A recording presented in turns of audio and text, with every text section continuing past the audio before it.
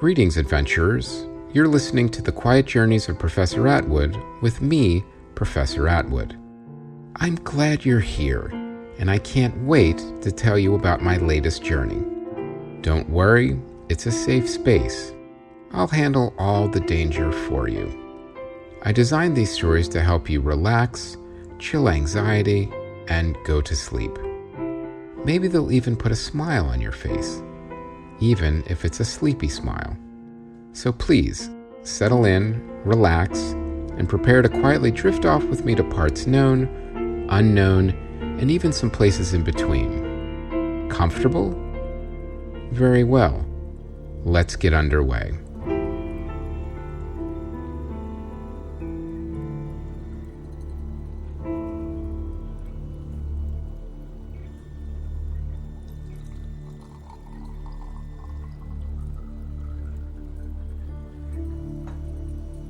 Good evening, adventurers. I hope you're doing well. I also hope you're warm, settled in, and ready for a story about final preparations for a launch into outer space. After final inspections and a tour, we would be ready for launch.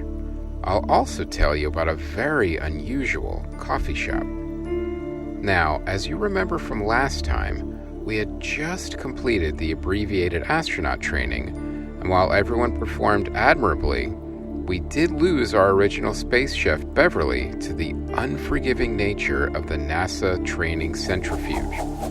But she called her one-time oceanic chef rival, Jillian, and filled her own vacancy before I was even aware of what happened. Jillian hit the ground running, and her and the rest of the crew completed all the training modules successfully, including the off-the-books one on the Mars underground terrain. This was hidden behind a red elevator, and after the initial shock of what they saw wore off, they were even more excited about the mission than before. Of course, the crew had a plethora of questions, and Janet, the mission specialist, and I said we would answer all of them to the best of our ability once we were spacebound.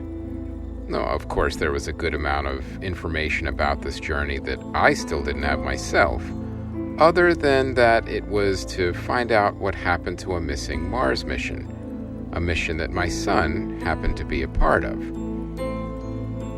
So I was also looking forward to learning more from Janet once we were underway. Most of the crew's questions obviously revolved around the life on Mars, or more specifically, under the surface, and whether or not it was friendly. I assured them it was, but also added that there was obviously more going on that we would need to discover once we got there. Anyway, I will tell you all about our final inspections, the rocket tour, and the unusual coffee shop at the Jet Propulsion Laboratory in a moment. But first, I need to tell you about a few things. I want to mention again the note about our stories. They're designed for you to drift in and out of, and while yes, I do like to tell you a full story every episode, drifting in and out of, or falling completely asleep, is factored into the equation. You can pick things up anywhere, as that's why I do the story recaps at the beginning. And if you're here, awake, and hanging on every word, well, I'm flattered. And we try to add additional flourishes and flavor in there just for you. So, by all means, enjoy the show any way you wish. It's designed that way, scientifically. No rules and no pressure, adventurers.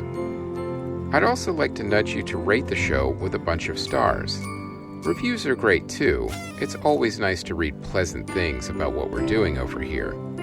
And, this is also important, don't forget to tell your friends directly about the show and get them to listen too. Or post about it wherever you post about things. The more adventurers, the merrier. Now, before I mention the White Cat Adventurers Club, I want to remind you that we've created a Science and Adventure Helper donation link on the homepage. So just go to whitecatentertainment.com and click Donate for a one-time donation. Then you can do it whenever you like, for whatever you like. But if you do want more, there's the White Cat Adventurers Club.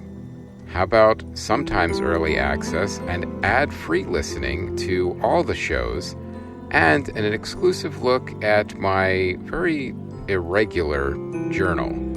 Science and exploring is expensive, and your support helps make it happen. And for just $5 a month, you can show your support for the show. There are different tiers with different rewards, including an exclusive t-shirt. Please go to patreon.com/whitecatentertainment and enjoy the access your way. All right, let's get back to the story. We were wrapping things up at NASA and had a brief astronaut graduation ceremony, which, like the training, was shortened, although no one seemed to mind that. Very few people like long, drawn-out ceremonies, except for Professor Oakwood, who studied them in a controlled environment. And I'll be honest, I'm not completely sure he enjoyed them either. I always felt like he was just too afraid to lose the grant from a non-profit specializing in event planning. It was one of those grants where there was just one, and he had spent so much time studying drawn-out ceremonies, he found it more time efficient to just continue with his research, rather than put the time into something that he was truly passionate about. It's a trap I always discourage scientists from falling into. Now, I understand that the grant money can be enticing, but it's not worth giving up your passion for. Professor Oakwood always had a fascination for evolving ant societies, which was a growth study field at the time. He wrote a cautionary paper on ant hierarchy and the dangers of ant overlords if they ever evolved and grew larger, but it was largely dismissed during peer review, which made him reconsider his research focus. I mean, I'm not saying he should have continued with his research on evolving ants and their inherent need for conquest, but I think he may have done some rebound experimenting and just got a bit trapped. My point is, ants or not, you sometimes regret the path not taken. In fact, Professor Oakwood and I are overdue for a lunch in Munich at the science conference where we can catch up with each other properly. I'll have to remember to have Bradley set that up. Anyway, the flight back to Los Angeles from NASA was filled with anticipation as the crew prepared themselves for their journey into outer space. Some for the first time. The training crew had yet to meet Barry, our flight commander, and Kara, our flight engineer, so I asked Jillian to prepare a crew welcome dinner and mixer so everyone could get acquainted. Now, Jillian took this request very seriously, as I knew she would. She scoured everyone's social media handles, specifically looking for pictures of food. Luckily, percentage-wise, she was on the right track, according to Professor Wilkins, who studies social media. He claims social media is pretty much 30% food pics, 30% pet pics, and 40% manipulation, with a Venn diagram with someone feeding their dog at the center. Again, I'm not really a fan and don't really understand it, so I generally rely on Bradley for all social media issues. Jillian prepared dinner at my home lab and had the run of the kitchen. She grumbled a little bit about me not having a Dutch oven, and I made a note to have Bradley pick one up for next time. And now I'll admit, I don't really do a lot of cooking with my schedule, so I was sure there were other culinary tools a chef would use that I was missing. But it seemed like the Dutch oven was the one that seemed to bother Jillian the most. Still, Jillian smiled and said she would make do. I could tell she wanted to make a great first meal impression, and honestly, it wasn't necessary. After tasting her creations at the alternate universe cheese-centric bake-off with Beverly, I had nothing but confidence in her culinary abilities. The dinner, interestingly, looked like a gourmet potluck, which was the intention. There was everything from beef Wellington to New Zealand lamb to a couple vegetarian dishes involving couscous and some root vegetables I didn't even recognize. Honestly, I was a little surprised everything was able to be made in my humble kitchen. Clearly, Jillian made it work and then some. She also said she put her own spin on every dish as a way of introducing herself formally to the crew. Everyone found Jillian's cooking amazing, and we could not have started this journey off together on a better foot. She then brought out a sundae bar for dessert, and at the end of it, I was not surprised, was homemade astronaut ice cream, which made Aaron, our medic, very happy. Now, everyone else opted for the actual ice cream, as after a bite, everyone realized astronaut ice cream was more just meringue with chocolate chips than anything scientifically exciting. Now, Jillian's skill made it a little more palatable, but well, let's just say the members of my crew were not the only astronauts who weren't enamored by astronaut ice cream. You see, freeze-dried ice cream, also known as astronaut ice cream or space ice cream, is ice cream that has had most of the water removed from it by a freeze-drying process, is sealed in a pouch, and requires no refrigeration. Compared to regular ice cream, it can be kept at room temperature without melting, is dry and more brittle and rigid, but still soft when bitten into. It was developed by the Whirlpool Corporation under contract to NASA for the Apollo missions. However, interestingly, it was never used on any Apollo missions. Freeze-dried foods were developed so that foods could be sent on long-duration space flights, as to the moon, and to reduce the weight of the water and oxygen normally found in food, as well as having the benefits of not melting or spilling liquid in zero gravity, which would be problematic to say the least. Freeze-drying removes water from the ice cream by lowering the air pressure to a point where ice sublimates directly from a solid to a gas. The ice cream is first placed in a vacuum chamber and frozen until any remaining water crystallizes. Bradley later told me he helped Jillian use our lab vacuum chamber because it wasn't like I had one in the kitchen, although apparently that was also something Jillian had requested for next time. Anyway, the air pressure is then lowered below water's triple point, creating a partial vacuum, forcing air out of the chamber. Next, heat is applied, sublimating the ice. Finally, a freezing coil traps and turns the vaporized water into ice. This process continues for hours, resulting in a freeze-dried ice cream slice.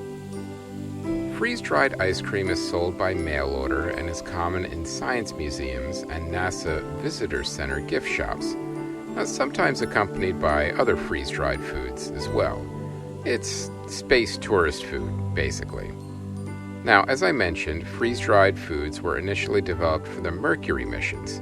Now, despite the marketing images of spacewalking astronauts in spacesuits on product packaging, freeze-dried ice cream was not included on any mission in which spacesuits were used.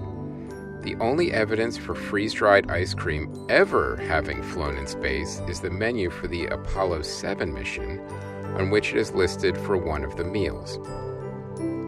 However, when the only surviving member of Apollo 7 was asked about it, he did not remember it being served on the flight. Who would have thought astronaut ice cream would become such an urban space legend, but there you go. According to one NASA food scientist, although freeze-dried ice cream was developed on request, it wasn't that popular, quote. Astronaut Mike Massimino went a bit further and expressed strong dislike of the freeze-dried ice cream, saying it was, quote, more closely related to a building material than a food. Now, that wasn't the case for Jillian's astronaut ice cream, of course. While everyone except Barry may have preferred the real thing, her astronaut ice cream was still pretty good and would serve as a substitute treat in a pinch. All in all, dinner and dessert were both top-notch, and I knew Jillian had made quite a first impression, with Barry saying if the food in space was going to be anything like this first meal, he may not want to come back to Earth at all. Jillian blushed, and everyone applauded as the sentiment was clearly shared. After dinner, we retired to the library, which was of course warm and cozy, and I set up the chairs and sofas in a way to stimulate conversation in small groups. I wanted everyone to get to know each other as much as possible, as we'd be spending a lot of time together. While my rocket, the Journeyman, was a bit roomier than most other spacecraft, it was still a spacecraft, so room would be limited. The better the crew got along with each other, the better. I offered smoking jackets, but no smoking, of course. I mean, we were in a library after all. Plus, the crew was very health conscious, as were Bradley and myself, and everyone just simply knew better. The first thing I noticed as the crew broke off into small discussion groups was Dolores observing everyone casually. She wanted to get to know everyone as quickly as possible to note any red flags she needed to be aware of later. While Bradley and her smiled and spoke, I could tell she was still working, making mental notes and looking for anything she may need to be aware of. But Dolores also made the rounds and personally introduced herself to Barry and Kara, the two crew members she hadn't met yet. She was so affable and casual that the crew was instantly at ease around her, due to her easygoing nature. However, there was another professional reason for her outgoing personal casualness. It also made her job easier. Barry and Aaron hit it off, both being veterans of various missions, even though Barry's were mostly off-Earth and Aaron's were mostly on. They shared some mission stories, although not the one about Aaron, the Russian spies in the North Pole, so I was wondering if Aaron was saving that one for the trip. Barry then commented that Aaron's evening socializing eye patch was very distinguished. Again, I couldn't tell the difference. Regardless, Barry and Aaron looked forward to working together. Kara was exhausted from getting the Journeyman ready for takeoff and had some hot fudge on her work clothes, so I was happy to see her enjoying herself. She was talking to Stephen, not Steve, for a bit, and they were discussing linguistics, and it sounded like she was explaining that machines had a language all their own, which Stephen seemed to find fascinating. The social interaction was going smoothly, so when we hit a possible bump in the road, I did take notice, and as expected, I was not the only one. While everyone was getting to know one another better, I checked in again with Barry, our flight commander, and Kara, our flight engineer, about the timeline. I introduced them to Janet, our mission specialist, and Barry's smile dropped slightly, and he mentioned that they had met before, but didn't elaborate, and neither did Janet. Dolores, our mercenary/security officer, noticed this immediately, even from across the library. Something I was definitely curious about, and it was something I made a mental note of myself. The good news was that everything was on schedule. While we were conducting the training at Houston, Barry and Kara had arranged for the Journeyman to be transported to the secret Jet Propulsion Laboratory launch pad and rocket gantry in Pasadena. Tomorrow would be the final inspection of the Journeyman, the crew tour, and finishing up all the NASA and JPL paperwork. The day after that, if things went according to schedule, we would launch. Soon, the crew was getting tired and they were all ready to go home and get a good night's rest. Except for Aaron, our retired Air Force medic, who I don't think I've ever seen tired yet, even after all the intensive NASA training. In fact, the closest I think I saw him to tired was when he seemed to have taken a nap in the training centrifuge after 3 Gs of force. I bid the crew goodnight and thanked Jillian again for an amazing get-to-know-you crew dinner. I would see everyone in the morning, bright and early, in Pasadena. I went to bed that night, hopeful about the future, and excited to see what adventures another trip to the stars, and to Mars, of course, would bring. I was also a little anxious about finding my son Patrick and the missing Mars mission. I wanted to get into space as soon as possible, and we were almost there, and I knew rushing things would not help, and may even hinder us later if we skipped the much-needed preparation. It was a balancing act, which I understood, but it didn't mean I couldn't be a little impatient. But the night was cool and comfortable, and I looked out my window at the stars, knowing I would be among them soon. I relaxed and read a little more about rocket gantries, which always fascinated me. The hidden one at JPL was a little different, and even had a coffee shop at the top of it. But for the most part, rocket gantries all perform the same function. You see, a rocket gantry is a steel framework or tower that is built on a rocket launch pad to facilitate assembly and servicing.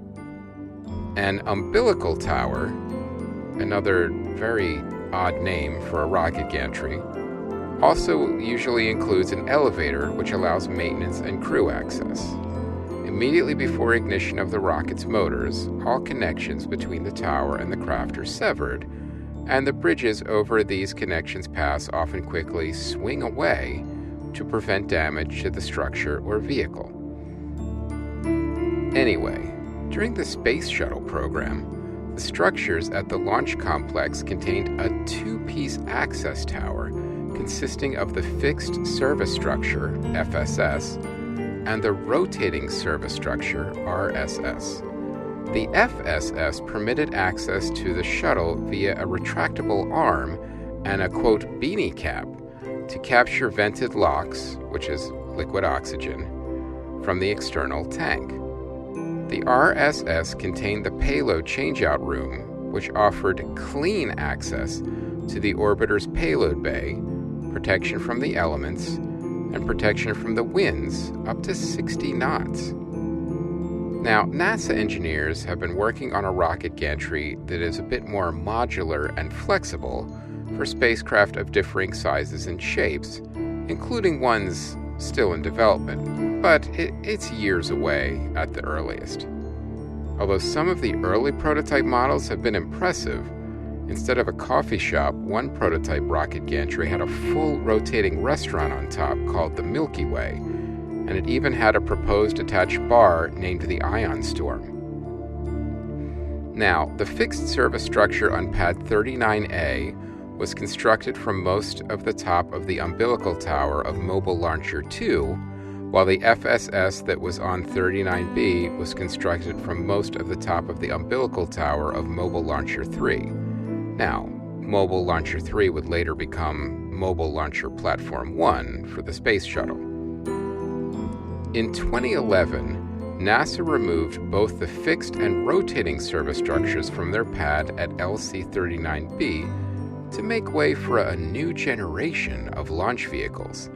Likewise, in 2017 to 2018, SpaceX removed the rotating service structure from LC-39A and modified the fixed service structure to adapt it to the new series of launch vehicles to be launched there.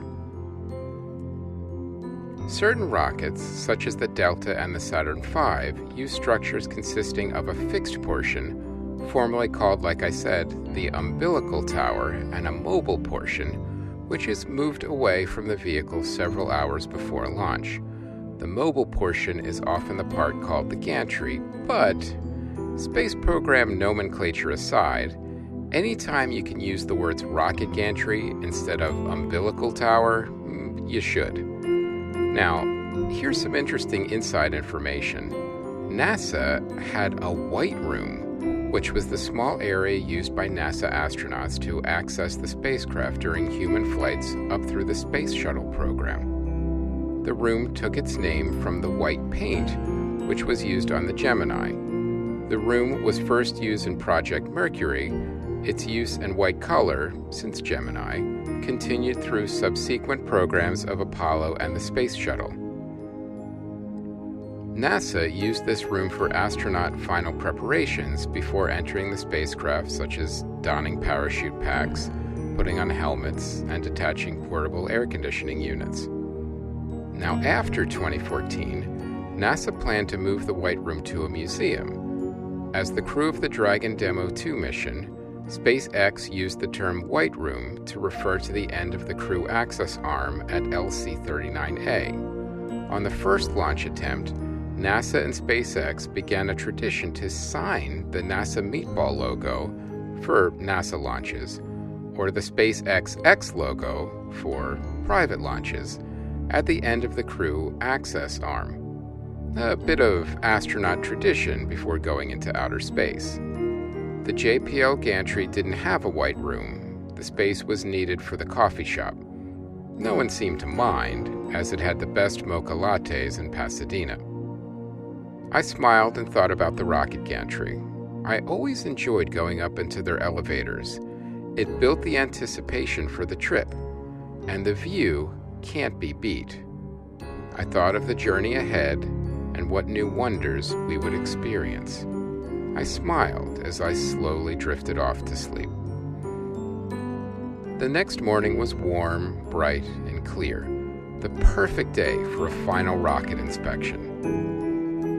Bradley and Dolores were already up and had made breakfast, so I joined them before we set out for JPL in Pasadena. The heavy lifting was already done, literally, with getting the journeyman to the JPL secret launch pad and rocket gantry. I was hoping it would be a routine final inspection and we would be on our way by tomorrow. The crew assembled there this morning as well to get a detailed tour of the journeyman before launching the next day. There wouldn't be time to go into detail about any of the customized systems, but that was okay. We'd have time to do that on the way.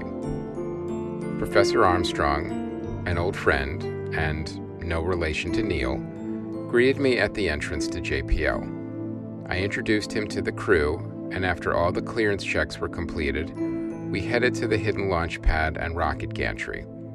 As expected, the elevator ride up to the gantry was quite pleasant, and the view, again, just could not be beat.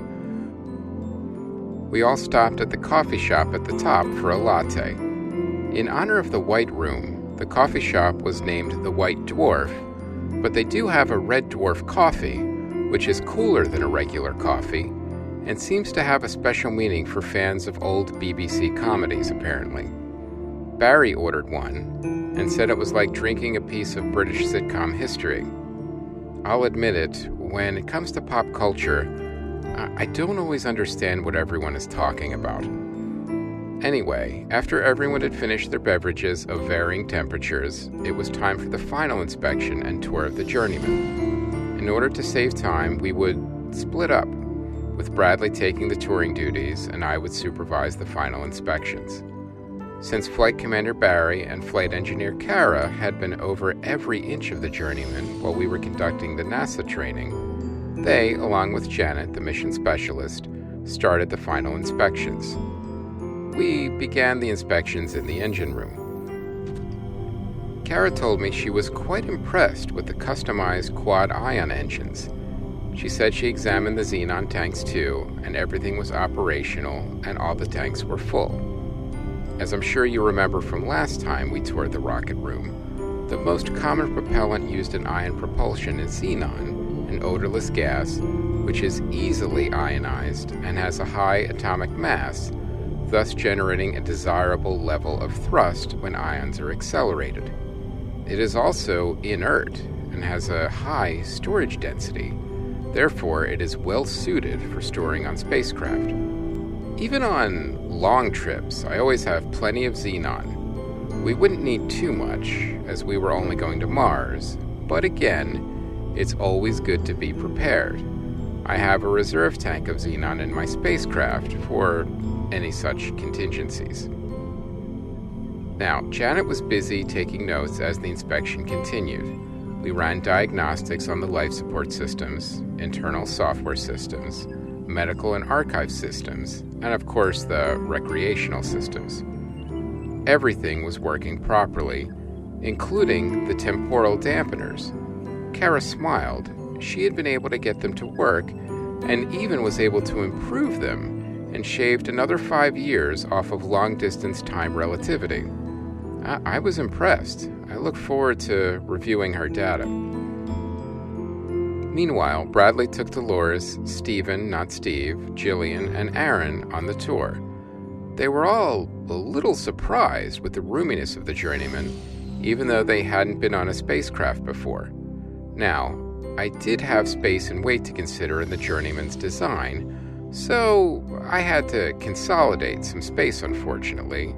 So while I like to have a separate gym and game room, I had to combine them, so while each side of the room was a bit limited, someone could still play Ms. Pac-Man while someone else did chest presses. So I thought it was a good compromise.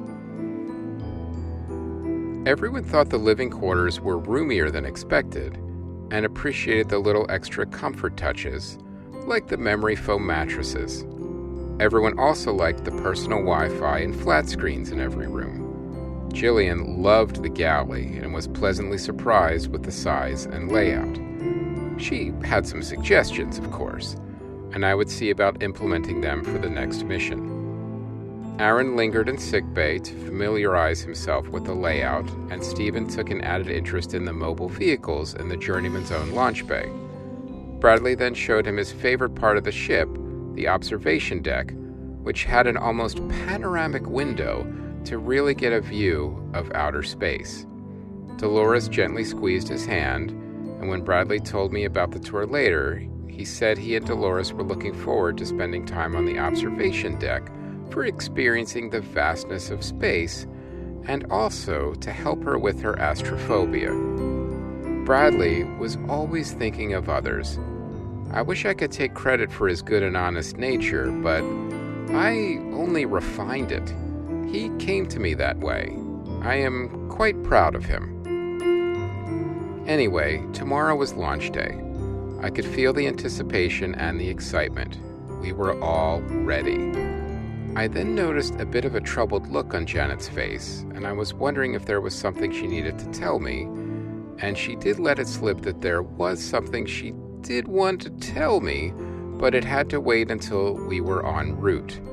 NASA and the government had protocols on information, even if she didn't always personally agree with them. At that point, I had to know one thing. Was it about my son?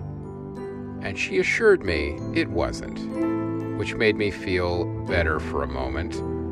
But then it made me a little more suspicious, as what could it possibly be that had to wait until we were spacebound? I suppose I would find out soon enough once we were in space, and I will tell you all about the launch next time. But first, I want to talk to you about something. I've talked separately about a lot of things like anticipation, planning, coming home, and that calm moment you have before and even after a journey. Sometimes all of these things come together at once, and it's a lot to process. Sometimes a journey is so big, while you may be excited about it, you can't help but be a little intimidated by it as well, and that can make you anxious. I understand, and it's all perfectly normal. We scientists and adventurers have an innate sense sometimes when things are a bit bigger than usual, and that we need to have all hands on deck. Don't let that frighten or intimidate you. On the contrary, it can motivate you. It usually means you're about to do something you've never done before, and it's going to be something you'll remember for the rest of your life. You're about to make some very special memories, and you're only a day away. So when you have that big journey just a day away, remember the old saying about each journey beginning with a single step, and take a little extra time to prepare for it. Reflect on how you got there, and think about what wonderful experiences lie ahead. Sure, some of it is unknown, and the unknown can be a bit scary, but the journey is always worth it in the end. No one regrets going on an adventure. They regret staying home. Good night and Godspeed, adventurers.